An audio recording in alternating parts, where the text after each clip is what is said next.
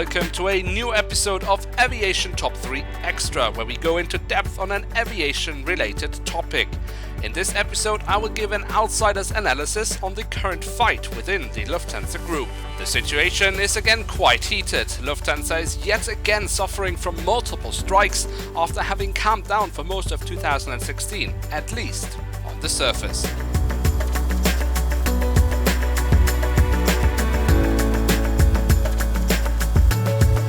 Lufthansa suffered heavy losses from strikes of the cabin crew and pilots in 2015. The conflict with the cabin crew seems to be resolved in the Lufthansa main line, however in their subsidiary Eurowings it remains unresolved.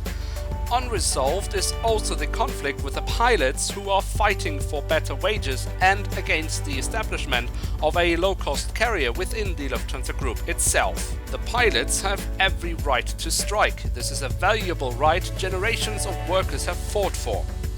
Can a strike, however, still be counterproductive to the cause of the workers? The pilots of Lufthansa are striking for three reasons. 1.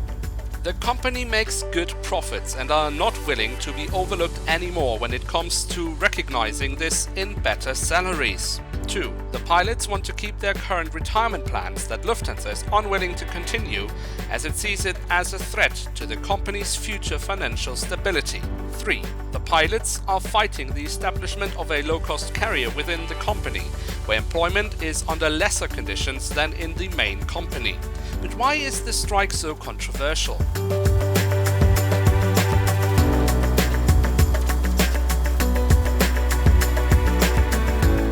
Whether these strikes are just is not just questioned by Lufthansa, but also by parts of the workforce within the Lufthansa Group.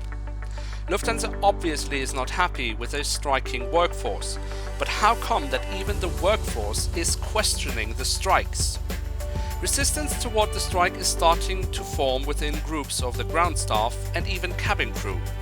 But also pilots are rebelling and not participating in the strike. The main reason seems to be a fear for a long-lasting damaging effect this conflict has on the company. The critique is not so much that there has been some strikes, but more the amount, and that they feel that it is time for conciliation and to find a solution without further crippling operations. But what role does Lufthansa play?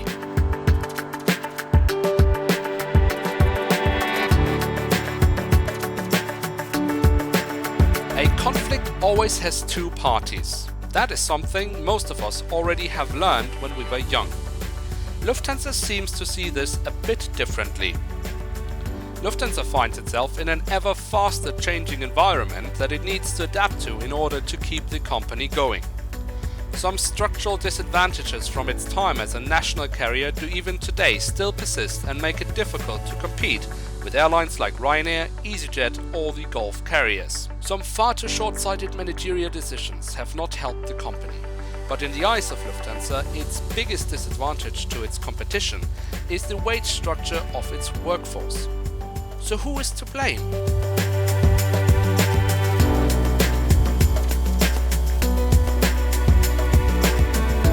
In my honest opinion, I find the hyper-capitalistic approach that the only way to save money is to pay your workforce less and less is simply too easy and unsustainable in the long run.